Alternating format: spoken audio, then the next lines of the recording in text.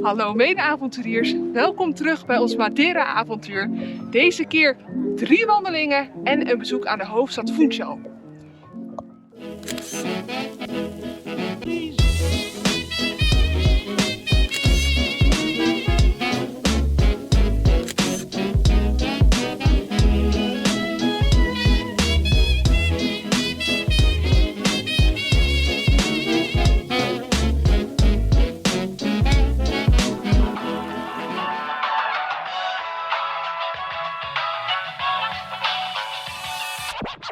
Goedemorgen mede-avonturiers, welkom op dag 4 van het Madeira-avontuur. Vandaag gaan we lopen langs Lavada do Rei, oftewel de Koningslavada.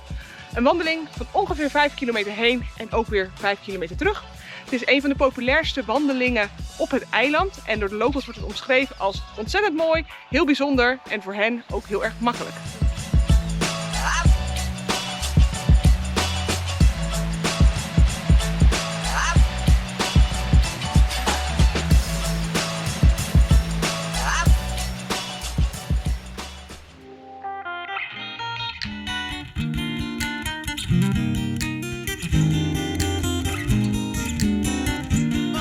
Deze wandeling loopt door het Laurisilva, wat Portugees is voor laurierbos. Sinds 1999 staat het subtropische regenwoud op de UNESCO Werelderfgoedlijst. Oorspronkelijk kwam dit type bos voor door heel Zuid-Europa, zo'n 15 tot 40 miljoen jaar geleden.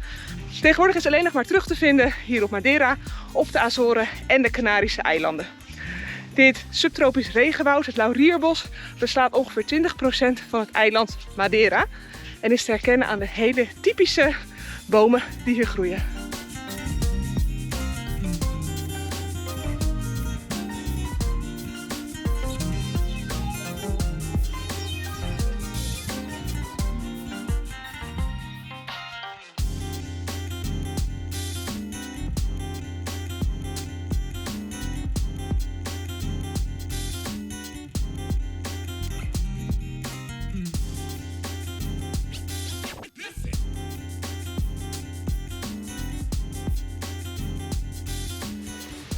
Het Laurisilva woud dankt zijn naam aan 2 belangrijke boomsoorten die hier groeien. De ene is de laurierkers, de andere is de Canarische laurier. Ik heb heel veel moeite met het onderscheid maken tussen die twee, omdat je het verschil voornamelijk ziet aan de bloeiwijze. De laurierkers heeft namelijk trosjes met witte bloemetjes, wat uiteindelijk rode besjes worden. En de Canarische laurier heeft ook witte bloemetjes, maar in de oksels van de bladeren, wat uiteindelijk zwarte besjes worden.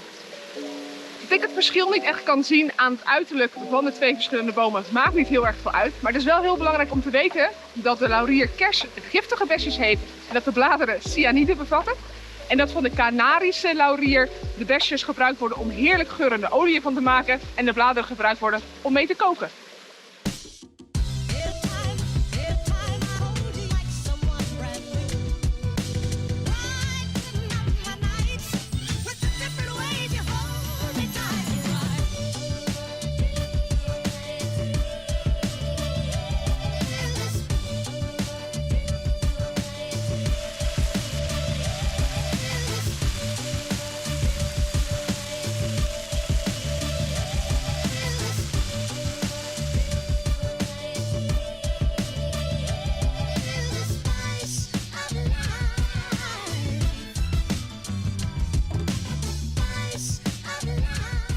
De wandeling eindigt bij de Ribeiro Bonita, de snelstromende rivier die jullie hier achter mij zien. Het is hier een hartstikke mooie, rustige plek waar je alleen maar het water hoort stromen, de duizenden watervalletjes hoort tikken en de vogeltjes hoort chilpen. De Lavada do Rei tapt van deze rivier af, vandaar dat het zo snel stroomt en dat het altijd vol met water staat. De wandeling stopt hier, maar we moeten nog wel weer terug naar het beginpunt, willen we weer terug naar het hotel zien te komen.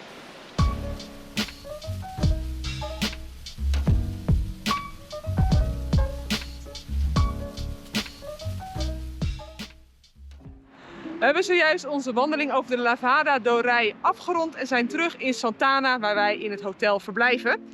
Achter mij zien jullie de typische huisjes van Madeira, waar ik jullie nu eerst wat meer over ga vertellen. Ik zit hier in een Casa ao Colmo, een typisch strohuisje voor het eiland van Madeira. Deze huisjes kwamen oorspronkelijk over het gehele eiland voor, maar zijn op dit moment alleen nog maar rondom Santana te vinden. Daarom wordt het in de volksmond ook nog wel eens een Santana-huisje genoemd. Deze typische huisjes hebben een A-vorm, oftewel zoals een tent, en zijn gemaakt van hout en van stro. Beide producten die hier heel veel voorkomen en waardoor het erg goedkoop is om dit soort huisjes te bouwen. Het is ook zeer aannemelijk dat dit soort huisjes voornamelijk voor de arme bevolking van het eiland is geweest. Een typisch huisje bestaat uit 3 verschillende delen. Hierboven hebben we een zolder, oftewel een loft. Dat was een opslagplek voor landbouwproducten en kleine werktuigen. Hier beneden hebben we een woonkamer en hierachter een slaapkamer. En mocht het gezin ook nog kinderen hebben, zou dat dus betekenen dat de kinderen erachter konden slapen en de ouders hiervoor in het woongedeelte.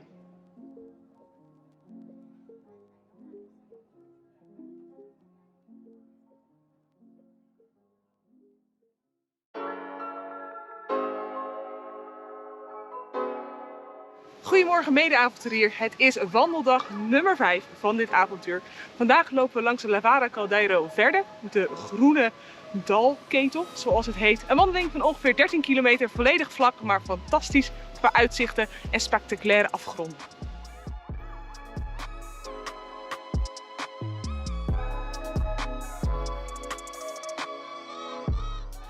We hebben gisteren een flinke storm over ons heen gehad. Een aantal uren non-stop regen. Eigenlijk is het pas sinds een uurtje soort van droog. Het hele pad is dus modderig en zompig. En waarschijnlijk komen we zo meteen nog meer water op het pad tegen waar we doorheen moeten. En dit doet mij denken aan een wijsheid die ik vorig jaar van iemand heb mogen leren tijdens mijn wandeltocht van Lent naar John O'Groats. En die luidt als volgt: als je na een wandeling thuis komt en je wandelschoenen zijn nog schoon, dan heb je ze niet goed gebruikt.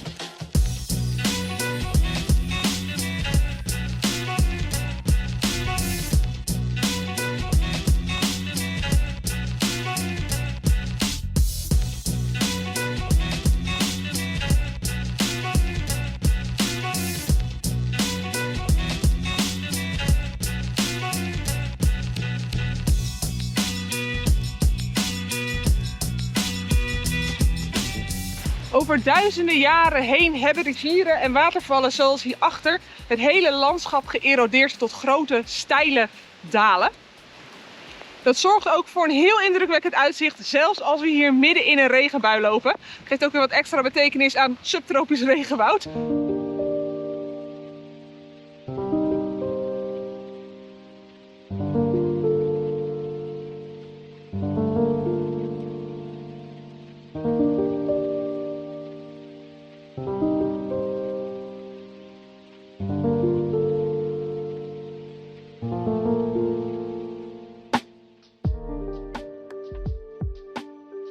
Onderdeel van deze wandeling zijn 4 tunnels. De kortste is maar 20 meter, de langste 200.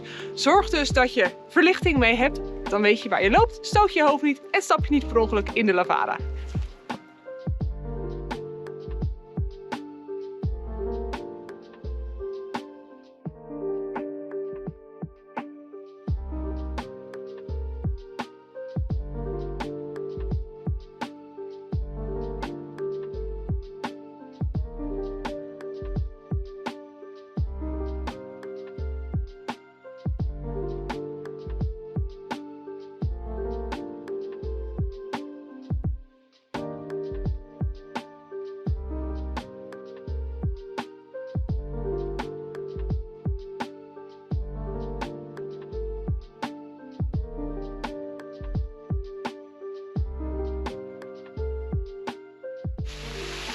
Naast zaklamp wordt het ook aangeraden om echt waterdichte kleding mee te nemen. Zie het bewijs hier achter mij.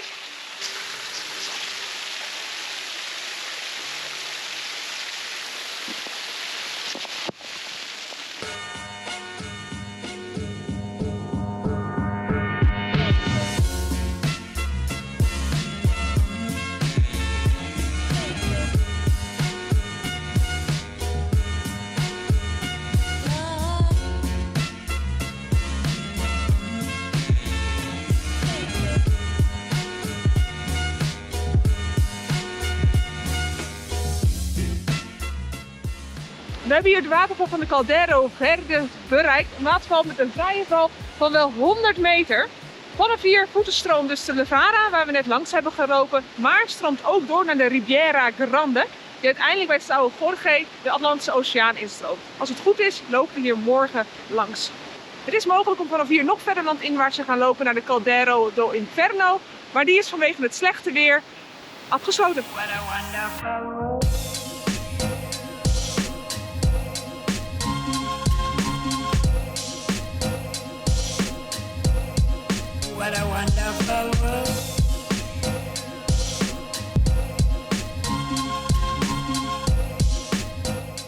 We zijn inmiddels 2 kilometer teruggelopen langs de Levara en zouden hier de afslag gaan nemen om te gaan afdalen richting Ilha, een buitenwijk van Santana. Een hele steile afdaling zou dat gaan worden. Vanmorgen werden we al door de taxichauffeur gewaarschuwd dat het misschien niet zo verstandig zou zijn om dat pad te gaan nemen, omdat het veel te glibberig zou zijn na de hoeveelheid regen die de afgelopen dagen gevallen is. Nu blijkt ook dat de autoriteiten het pad daadwerkelijk hebben afgesloten, zodat niemand zijn leven zal gaan riskeren om een kortere weg naar de stad terug te nemen. Wij gaan nu dus gewoon de Levara volgen terug naar het punt waar we ook gestart zijn. En dat vinden we helemaal niet erg, want we hebben heerlijke warme koffie en thee daar op ons wachten.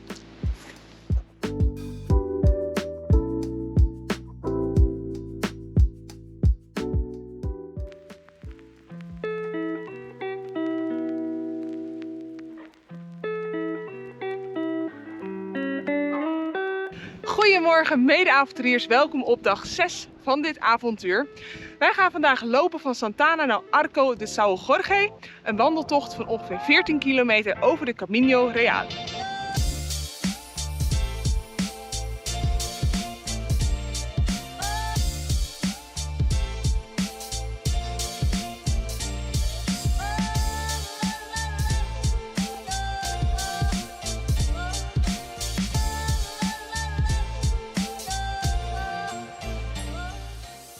De Caminho Real, waar wij vandaag overheen lopen, is één van de 6 koninklijke paden op het eiland Madeira. Deze heet specifiek Caminho Real 23, loopt rond het gehele eiland langs de kust en is 182 kilometer lang. Het is vanaf 1867 aangelegd in opdracht van de Portugese koning Louis I, vandaar ook de naam Koninklijk Pad. En de bedoeling van dit pad was om de verschillende havens en dorpjes met elkaar te verbinden, zodat er niet zoveel afhankelijkheid was van schepen en boten, bijvoorbeeld wanneer het heel erg waait of slecht weer is. Het aanleggen van de Caminho Real 23 ging niet zonder slag of stoot. Omdat Madeira zo'n ontzettend ruig eiland is, heb ik echt al respect voor de mensen die destijds aan de slag moesten om alle paden uit de rotsen te gaan hakken. Het is dan ook niet zo verwonderlijk dat inmiddels, en vooral hier aan de noordkust waar wij lopen, het merendeel van het oorspronkelijke pad niet meer terug te vinden is. Het is allemaal geërodeerd of met landverschuivingen de zee ingevallen. Wij lopen daarom hoofdzakelijk nu over verharde en moderne paden. Maar het wordt er niet minder mooi van.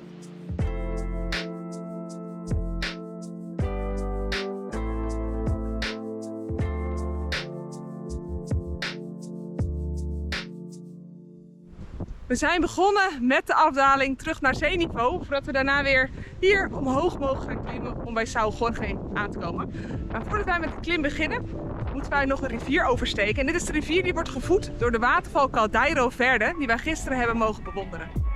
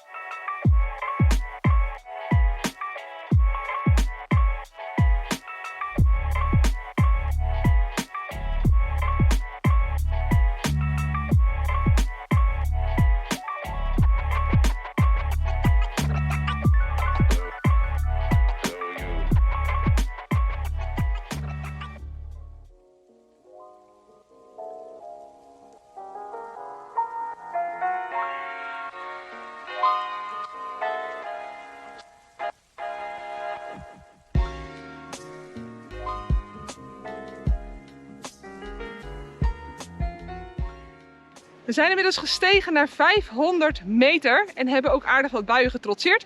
Gelukkig is het nu eventjes aan het opklaren, dus kunnen we ook nog zien waarom we het aan het doen zijn.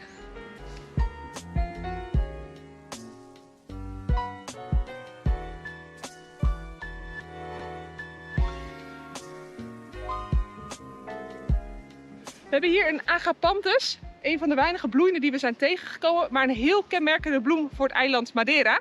Als je een maandje later zou komen, dus zeg eind april, begin mei, dan zou de berm hier vol gaan staan met deze mooie paarse bollen.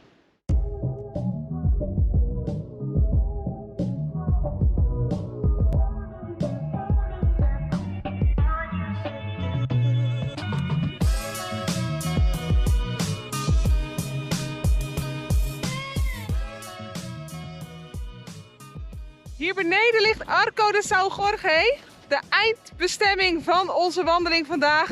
En ook het eindpunt van onze laatste wandeltocht hier op Madeira. Voordat we gaan afdalen genieten wij nog even van de dramatische uitzichten over de noordkust van Madeira.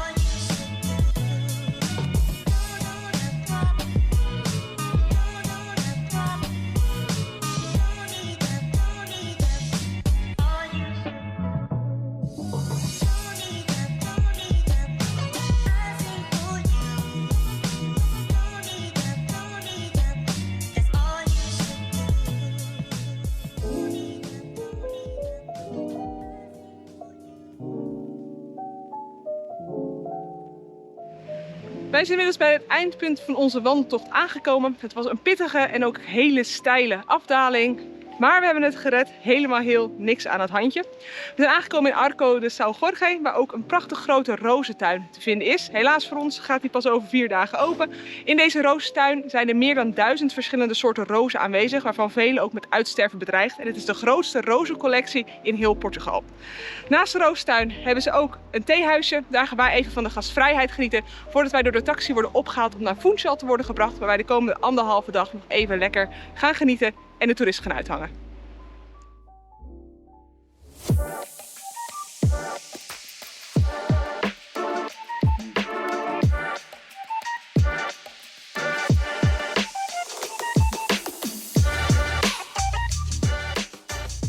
Goedemorgen mede-avonturiers, welkom op de laatste dag van ons avontuur waarin wij de stad Funchal gaan ontdekken. Toen de ontdekkingsreizigers in 1419 hier aan land kwamen, rook het hier ontzettend naar venkel. Daar dankt deze stad dan ook zijn naam aan. Funchal in het Portugees betekent venkel en Funchal is daar een afgeleide van en betekent zoveel als veel venkel. Helaas is daar nu niet heel veel meer van te merken, omdat de stad sindsdien enorm is gegroeid. Funchal is in 1424 gesticht door João Gonçalves Zarco, een van de ontdekkingsreizigers die ook het eiland heeft ontdekt. En heeft in 1508 stadsrechten gekregen. Inmiddels is het gegroeid tot een stad met meer dan 100.000 inwoners, wat vergelijkbaar is met de Nederlandse stad Delft. En wat deze twee steden ook met elkaar gemeen hebben, is dat ze allebei een universiteit hebben.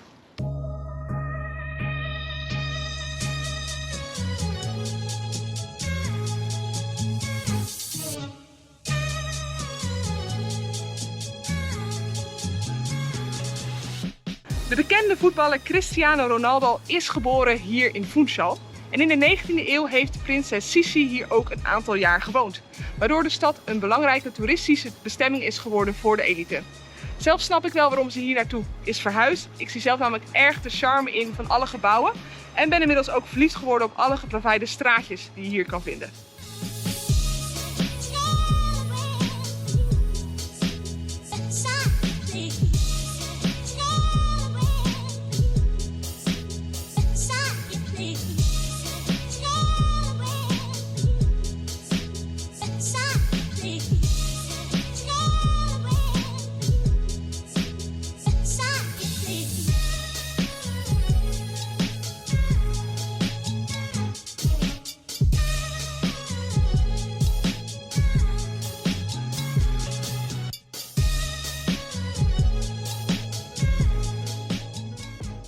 In de haven van Funchal vinden wij een exacte replica van de Santa Maria, het schip waarmee Columbus in 1492 Amerika heeft ontdekt.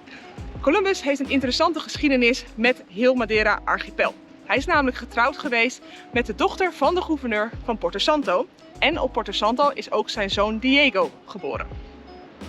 Voordat Columbus voor de derde keer richting de Amerika's vertrok, is hij nog enige tijd hier in Funchal verbleven, voordat hij daadwerkelijk de ruige zeeën ging trotseren. De bedoeling van deze derde tocht was om te verifiëren dat er daadwerkelijk een continent lag achter de Kaapverdië-eilanden. Dat heeft hij uiteindelijk ook gevonden, in de vorm van een eiland dat we nu kennen als Trinidad en Tobago. Destijds dacht men echt nog dat het een nieuwe route naar Azië was. En het was pas Vespucci in 1501 die bewijs had dat het om een geheel nieuw continent ging en dus niet om Azië. En dat de wereld groter was dan dat men destijds dacht.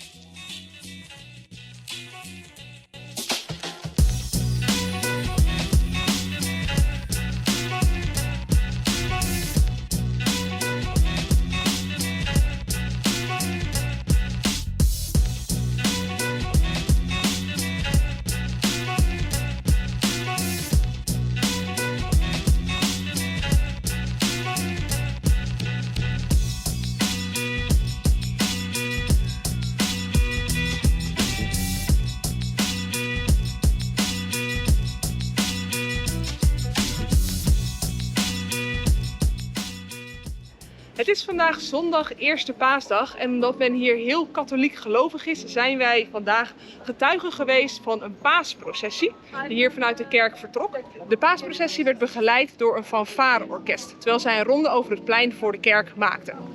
De processie is een openbare geloofsuiting, gekoppeld aan het idee dat de heiligen, of in dit geval het reliquie dat zij met zich mee hadden, op deze manier hun invloed over de hele parochie kon uitstralen. Op Goede Vrijdag en Eerste Paasdag zijn in principe alle winkels gesloten, want men mag dan niet werken. Maar omdat het eiland het voornamelijk moet hebben van het toerisme, zie je dat de restaurants, de grote supermarkten en de toeristische winkels toch wel open blijven.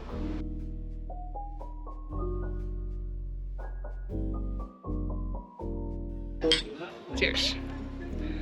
Wij ronden ons avontuur hier op Madeira af met een glaasje poncha, een traditioneel drankje gemaakt met rum, honing, suiker, sinaasappel en citroensap. En volgens de mensen van Madeira is het erg goed voor je gezondheid. Wij kijken terug naar een zeer geslaagde wandelvakantie en ik hoop dat je ook geïnspireerd bent om ooit eens deze kant op te gaan. Ik weet namelijk zeker dat iedereen hier lekker kan gaan wandelen, van makkelijke Levara-tochten tot hele indrukwekkende en uitdagende wandelingen over de hoogste toppen van het eiland.